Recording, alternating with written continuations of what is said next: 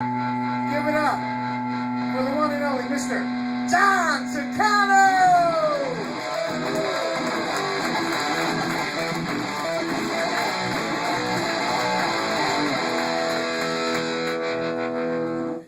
Thank you very much, Steve Hernandez. Thanks for having me.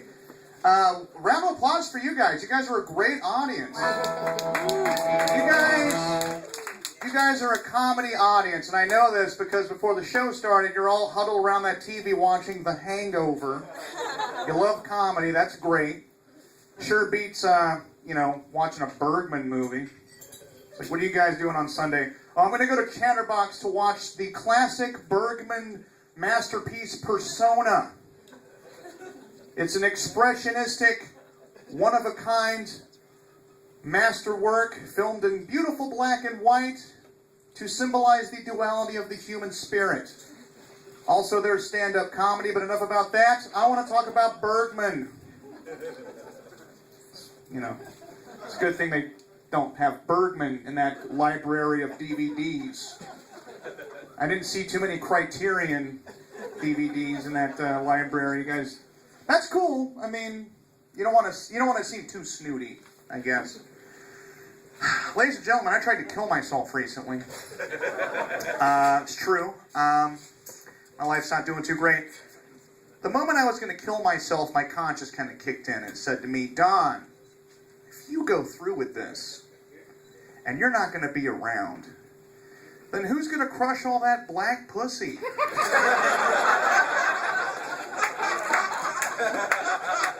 Makes sense. Makes sense. Speaking of bad news, I found out recently that I have AIDS. Yeah, it's true. You know what AIDS stands for, right? It stands for an incredible dick size. Doctor told me I've got a big penis. That's just a really, four-letter way of saying you got a big dick. You got AIDS. Not AIDS, but like a big dick. Oh, cool. Thanks, I guess. I don't know what else to say. I don't see what the big deal is about Rosa Parks. She took the bus. What a loser. I would rather be seen on the Megan's Law website than be seen on public transportation. Who's with me? Who's with me? Ugh. Oh man, what's the difference between McDonald's and Ratcom? Ratcom is not a proud sponsor of the Special Olympics. That is the only difference between McDonald's and Ratcom. Last I checked, Ratcom's pretty gross, and Steve talked about McDonald's earlier, and it's like, well, no shit, McDonald's is disgusting. Oh man, great night, huh? Great night. Give it up for your bartender, ladies and gentlemen. Give it up for Mr. Josh Simpson, shredding the shred, guitar shredding. Makes, Nikki Sixx doesn't play guitar. I was going to say, Mick Mars from Motley Crue. Makes him look like a hack. Oh, man. I was walking through West Hollywood recently, and I saw a van for a chicken company drive by. There was a quotation on the chicken company van that said, "Our chickens do not do drugs." I was like, good. That's good, because chickens don't need to be doing drugs anyway. They're hogging all the drugs from the humans. Come on, you fucking chickens. Can you imagine a chicken buying drugs? There's a guy on the street, coke dealer, selling cocaine. He's like, get your cocaine, get your cocaine. I got your cocaine here. 8 balls, I got 8 balls. Hey, wait a minute. You're a chicken. You don't do drugs. Or you do drugs. All right, $100. Come on, get out of here. Come on, get out of here. Get out of here. You better maybe wearing a whiter than feathers. Man, chickens. Chickens are fucked up, man. Fucking crazy. I don't see how chickens can deal with peer pressure. Because a lot of people, we do drugs because of peer pressure. Guy's smoking crack. He's hanging out with the chicken. Chicken doesn't want to do crack. He's like, what's the matter? Chicken? I am chicken. I am a chicken. Yes, yes. You know what? That now that you've done that, yes, please pass me the fucking crack pipe. You fuck. Hens need to stop smoking crack. You know what that leads to? It leads to low birth weight eggs. It's going to damage the egg industry. Next time you go to Denny's and you order a Denver omelet, oh, I'm sorry, we're temporarily out of the Denver omelet due to the hen crack addiction that's sweeping across the nation. Low birth weight eggs. These damn chickens need to get off the fucking drugs.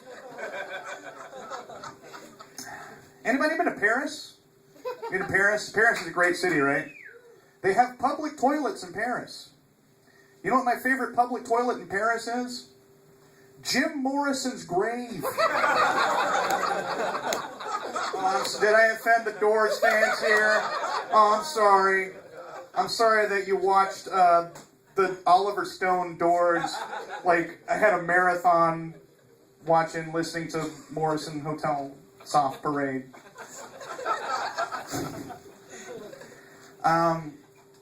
I was going to get a tattoo recently on my penis. I was going to get a penis tattoo of the actor Jonathan Taylor Thomas. You guys remember Home Improvement? He was on that show. Specifically, the final season of Home Improvement. In the opening credits of the final season of Home Improvement, if you remember, if not, I'll refresh you. They show the three boys that played Tim the Toolman Taylor's sons.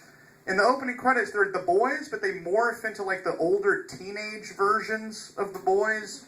And so when I get my Jonathan Taylor Thomas penis tattoo and I get a boner, it's going to morph into the older teenage, bigger version. So when I'm with a lady, she'll be like, oh, that's Jonathan Taylor Thomas. Oh, he's full-grown Jonathan Taylor Thomas. He's really handsome. 18-year-old Jonathan Taylor Thomas.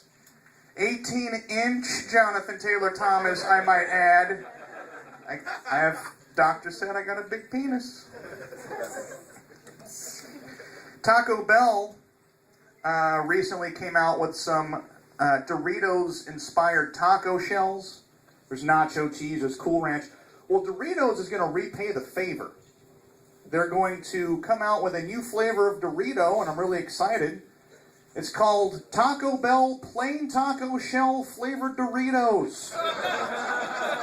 This is going to turn the world of Dorito flavors upside down. I will go into Taco Bell at 4 in the morning and be like, I want to eat your taco shells with the best. What, Doritos is coming out with a taco shell flavored Dorito? Oh my God. What do they think of next? I want to end my set with this. Thank you very much, everyone, by the way. This is awesome. When I lived in Chicago for about 9.5 years. I first moved there in 2001. My first girlfriend ever, this German au pair. She was from Germany. Au pair means basically she's moved to America to babysit for like a wealthy family. So she was my first girlfriend.